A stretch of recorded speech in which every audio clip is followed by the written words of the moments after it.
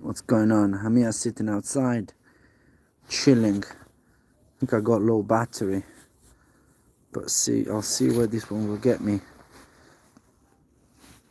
How was last week? How's the week starting? Everything alright with you? Everything cool? I had an amazing weekend. I hope you had it too. I was super entertained by sports this weekend, bro. That was the best. There was a UFC Saturday night, Sunday morning, I'd rather say. Didn't wake up on time.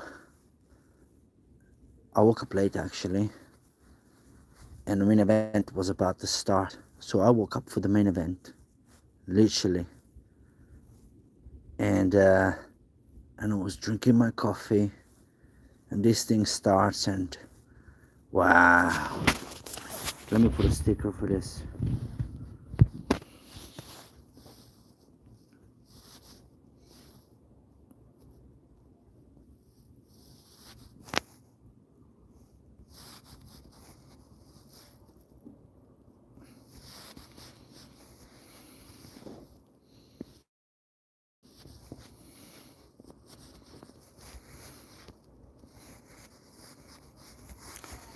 Oh, body de body. 100%. I mean, it's for sure this live. This is awesome. Obviously, I've been sarcastic. What can I say? I guess I'll entertain myself. No, apart from the jokes, it was an amazing performance. It was a super good performance by both fighters. I think Pimblet just picked the wrong game plan. Just as simple as that. I think he found Gaethje stronger than what he thought, more durable than what he thought, and I believe that if Buddy would have tried a takedown early, he might have got one, and do something with it. But this idea of him striking against a guy that has been striking all his life has made his career out of just scrapping with people. And I think, yeah, that was just the wrong game plan. I think he should have got hold of him a bit more during the fight. You know, that's what I think.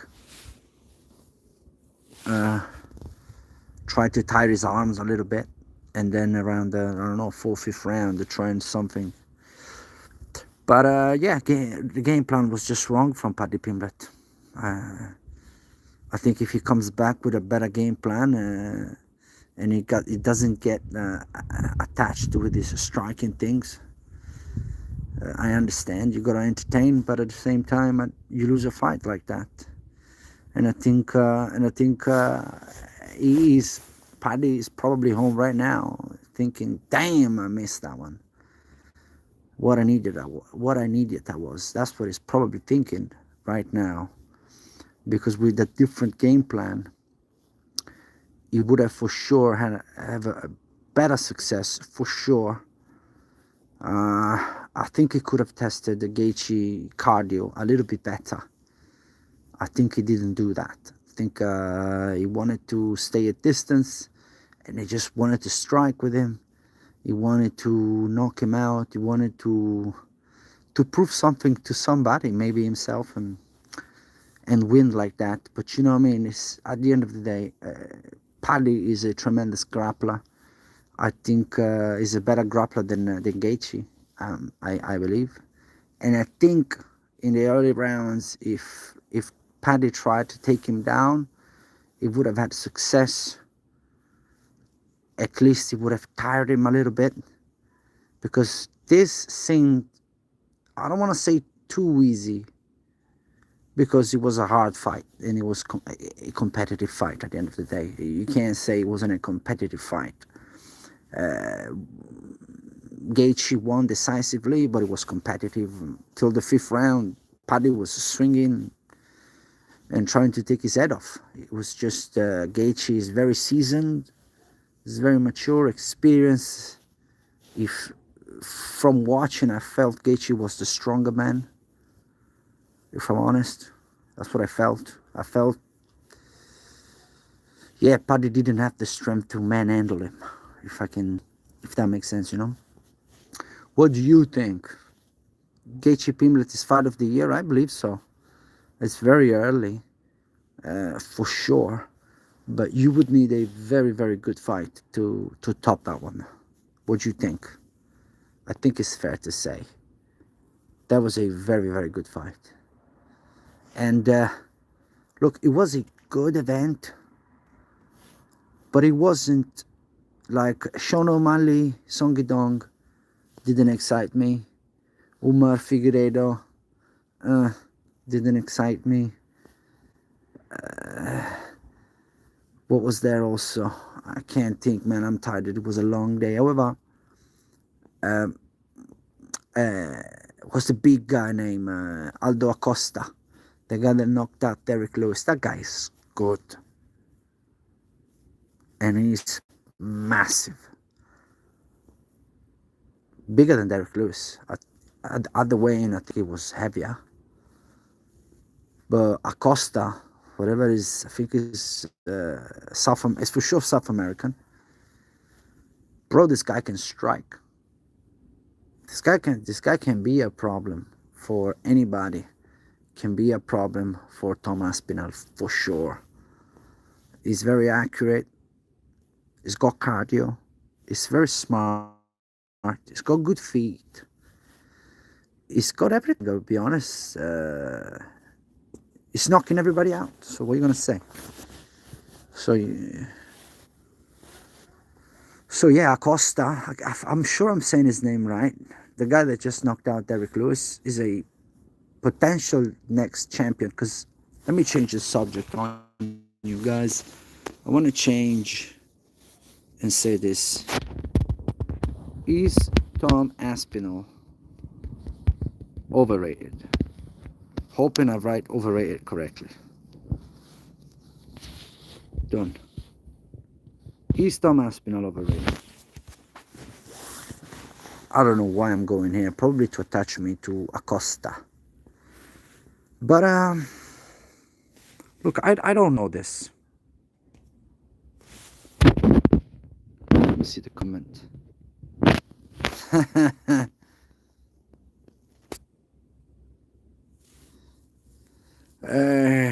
I'm sorry you don't understand English. This channel is in English. I'm sorry. I don't mean it like that.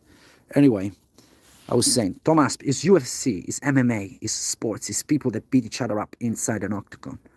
It's a very, very vicious and very violent sport. It's not for everybody, for sure. It takes some time. It takes some getting used to it, for sure. But once you get over that, at the beginning you see the blood, you see people getting messed up, and you kind of like, that's a bit too much for me. But then once you see after, so you start focusing on the athletes, then it's actually a very, very good sport, and you see tremendous athletes. So that's what we're talking about. MMA, UFC, to be precise. And Tom Aspinall is the heavyweight champion of the world. And I'm just wondering if it's just a bit overrated. Do you know what? I don't want to live in a world where if someone gets, in a world, obviously in MMA, obviously UFC speaking, in a world where if you get eye poked, the fight is stopped. I don't want to live in a world like that. Or you kicked in the ball by accident and the fight just stops. I just don't want to live in a world like that. I like scraps. I like battles. I want to see people fight. Do you know what I mean? It's like somebody gets tackled in football and they stop the game. You just can't do that. You know what I mean? It's what you signed for, right? You are a fighter, right? It's MMA. There are a lot of different ways you can get hit. It may be an accident. You get hit the ball or you get eye poked. But that's part of the thing. Do you know what I'm saying? He always has been part of the sport. You can't just stop a fight like that. Do you know what I'm saying? That's what I think. So Tom Aspinall showed that he's a tremendous athlete, but I'm not too sure if he is a fighter, an actual hardcore gun blazing fighter. I'm not too sure, because I've been watching the UFC for years, and I've seen apokes all the time. I've seen Daniel Cormier and Stipe Miocic apoking each other in the same fight like 2-3 times in a row and just fighting. Do you know what I'm saying? It always happened. It's not going to be. So Tom Aspinall, to me, when he did that, he lost a little bit of credibility. Do you know what I'm saying? But I see, wow, bro, this weekend, man, Lopez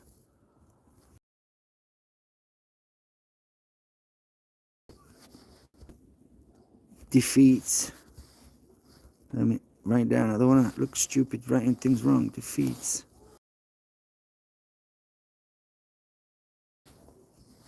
Right. Who knows how to Volkanovski. So this weekend, UFC 325, Australia. I don't know where about in Australia, but it's in Australia. The champion, the 145 champion, takes on the challenger Diego Lopez in a rematch. I do think Diego Lopez knocks him out this time. It knocked him out this time, for sure. Not for sure, who knows. But I don't know, I have a feeling that Diego Lopez has had a taste of him, and he's going to probably take him on. I think he respected him too much. You know Volkanovski, yeah? Volkanovski is so experienced, so seasoned, that if you allow him to do what he wants to do, he's going to win the fight. He's too good. He's too good everywhere. So if you allow him to get into his rhythm, you are done. You're never going to win a decision for sure against him. So what Diego Lopez has to do, I believe, is to just mess his plans up. Don't allow him to be Volkanovski in there. Look for the scrap, make it a mess, manhandle him, get close to him, don't respect him, and create chaos. That's what I believe. That's what I think Diego Lopez has to do, because either didn't respect him in a striking. He got at range and knocked him out. If you don't get at range, you're not gonna knock him out. His feet are too good. He's too fast. He's twitchy. It's just gonna outpoint you. It's gonna spar with you if you let him. Volkanovski will spar with you for 5 rounds if you let him, and he will win the spar. So you have to fight him. Do you know what I mean? You have to fight him. So Diego Lopez, I think, if he goes there, when he goes there with conviction and with a solid game plan, and he starts quickly to close the gap, and because Volkanovski is old for the sport, so his time reaction cannot be as it was. So if you get to that distance and you keep it at a high speed, I think Volkanovski is not capable of keeping up with you anymore. So I think if Diego Lopez closes the distance and look for that chin, he will probably find it.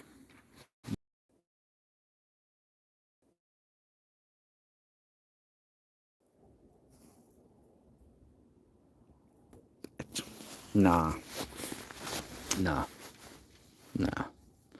Arsenal is doing what he's doing. They just lost the game. And Man United were magnificent. Man United were absolutely amazing, in my modest opinion. Is this a long-term thing for Manchester United? I do not think so. I think the guys just wanted to prove a point. and they showed up to Man City and Arsenal with some conviction and desire to prove everybody wrong. But once that goes away, they have to find motivation and a consistency to win games. Do you know what I'm saying? The game against Arsenal was for sure a spectacular game. They played fearless. They played like an old Man United. Everybody's saying it, but I have to say it too because it's truth, you know. And Arsenal, to be honest, if there's a game that I would watch, if I want to see and I want to crack the Arsenal code, is probably this Manchester United game, because I think Manchester United had a perfect game plan for them.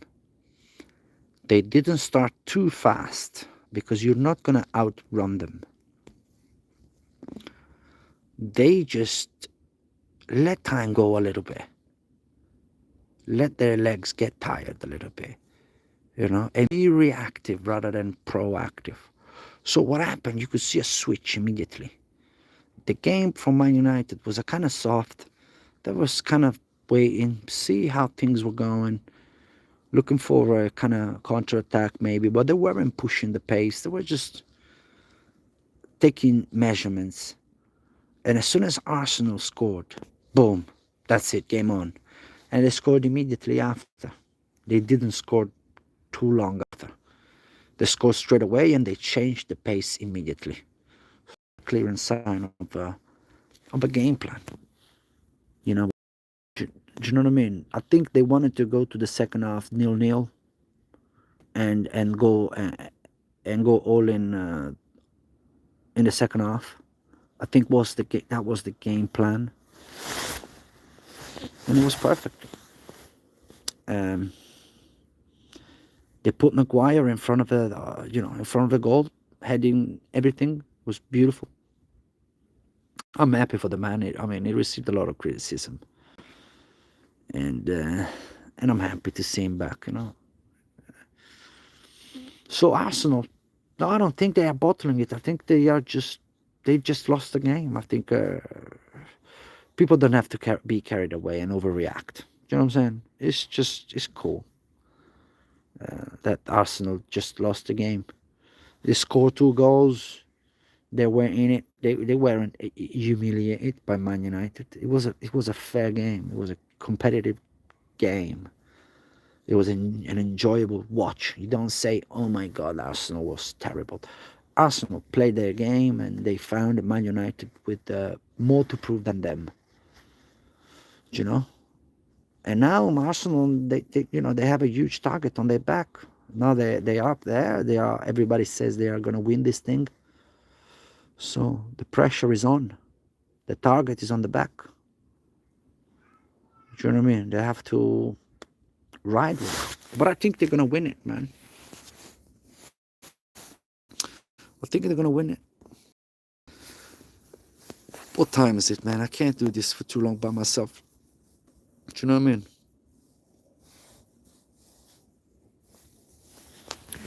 So yeah, that was my little thing about the Man United Arsenal game. My Chelsea won. Look, I had a video. I made a video. I talked bad about Rose Senior. I didn't know who he was and all that. But I have to say, we played pretty well. We playing very well with this guy. I have to say, the players seem happy. The players look like they are listening to him. You know, because that's at the end of the day the reason why you want a big name in a big club. You know, because we want the players to listen to him, to see some sort of leadership. And that was my kind of doubt when Rose Senior came in. You know, I said the kids are not gonna listen to this. Nobody. But hey, I'm happy I'm wrong. I think we are 5th behind Man United, like 1 point off, I think. Chelsea. But we are playing decent. I think we won the last 3 games. The form is good. So who's gonna complain? Rose Senior, I love you. You don't need any experience, bro. If we're winning, we're winning. I love you. You know what I'm saying? Let's go, Chelsea. The only one I can't really understand how they are operating is Tottenham. Tottenham, bro. If I was a Tottenham fan, I would be like, what are you going to do? You're going to hate your life, don't you? No, I hate your life now. It's just football, bro. But you're going to be disappointed, no? I think if you're a Tottenham fan, you're like, bro, we got this big stadium. We got $1 billion players. We get managers in. But we show up in Tottenham fans, they show up in like 80,000. They show up in like villages. Do you know what I'm saying? Yeah. Tottenham fans are the best out there. But then you see this Tottenham team and they win one, they lose two. They draw one, they lose three. I mean, it's difficult to get excited. And I feel for them a little bit.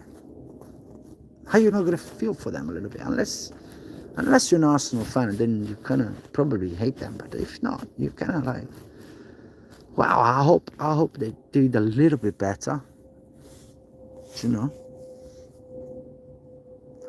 So they sit in 14th again. They just changed the method. What you do?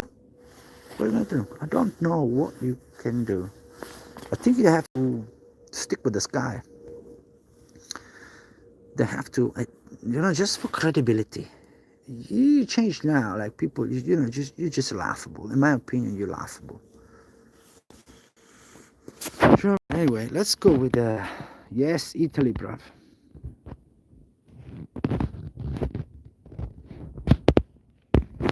Q&A.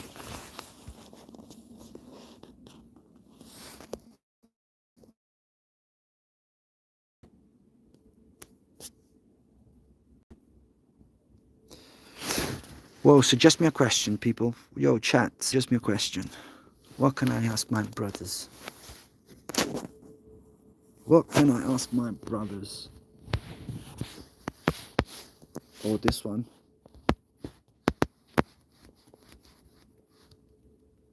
This one is a good one because who is. Anyway, guys, you like this setup outside? Do you hear this silence? Because I live in the woods. See, darkness and quietness. You don't hear a sound. It's beautiful. So I said, you know what? This is a very chill sort of setup.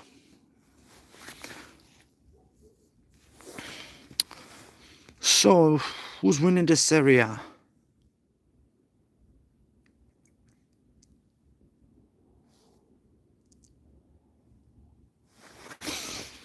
I don't know if Inter goes all the way. I don't know if Inter, but they look good lately. Huh? Inter is very good lately. But look, I'm fancying Juventus as well these days.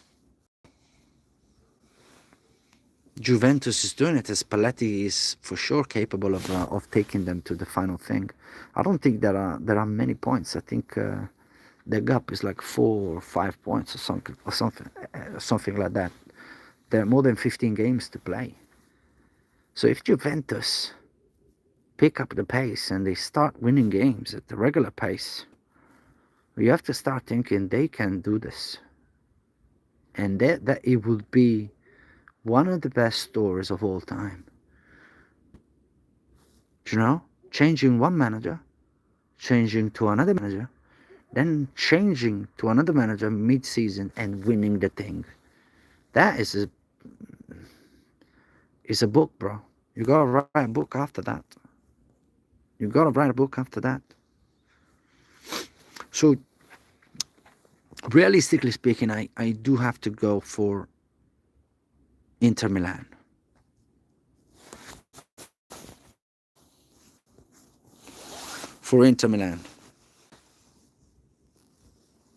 Maybe AC Milan, who knows? I don't know.